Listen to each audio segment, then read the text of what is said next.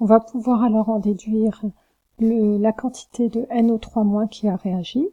Donc quand on regarde l'équation, on voit que une mole, donc je remets l'équation, on voit que une mole de NO3- réagit avec 3 moles de Fe2+. Donc on peut écrire que N de NO3- sur 1 est égal à N de Fe2+ sur 3. Donc connaissant N de Fe2+, on peut trouver N de NO3-.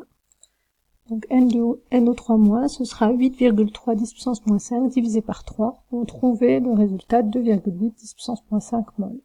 Donc on connaît la quantité de NO3- qu'on avait dès le départ. Donc quand on regardait dès le départ, c'était dans un volume d'eau de 50 ml. Donc ça, c'est pour un volume d'eau de 50 ml.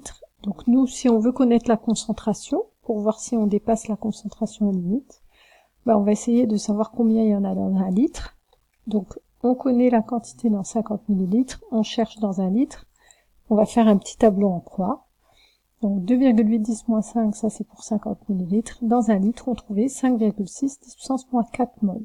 Donc on a 5,6 10 puissance moins 4 mol dans un litre. Ça veut dire que la concentration, elle est de 5,6 10 puissance moins 4 mol par litre.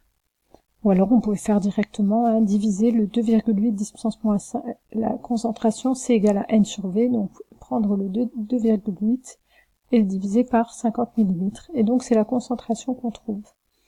Est-ce que cette concentration dépasse la limite ? On vous disait que la législation française impose une teneur inférieure à 50 mg par litre.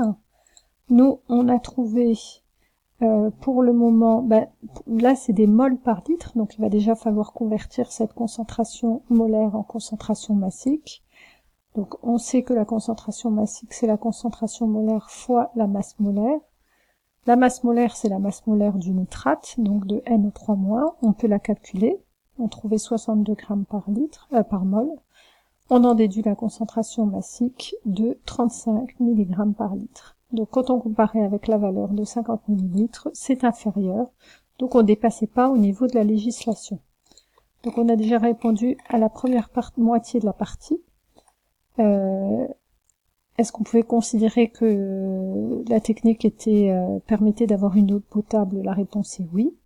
Deuxième question, quelle quantité maximale de cette eau un enfant de 35 kg peut-il boire sans conséquences néfastes pour sa santé?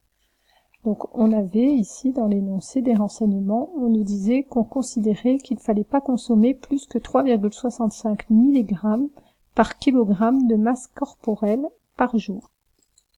Donc c'est ce qu'on va noter, on ne peut pas consommer plus que 3,65 mg par kilogramme et par jour. Donc pour un enfant de 35 kg, donc si c'est 3,65 mg par kilo, pour avoir la quantité à pas dépasser pour 35 kg, il va nous suffire de multiplier par 35.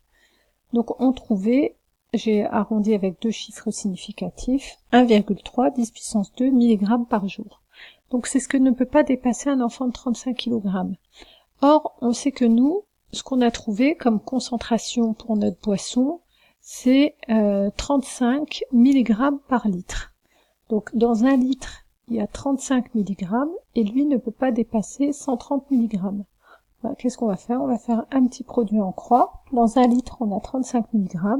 Lui ne peut pas dépasser 130 mg et on obtenait le résultat de 3,65 litres. Donc un enfant de 35 kg ne doit pas dépasser plus de 3,65 litres de cette eau.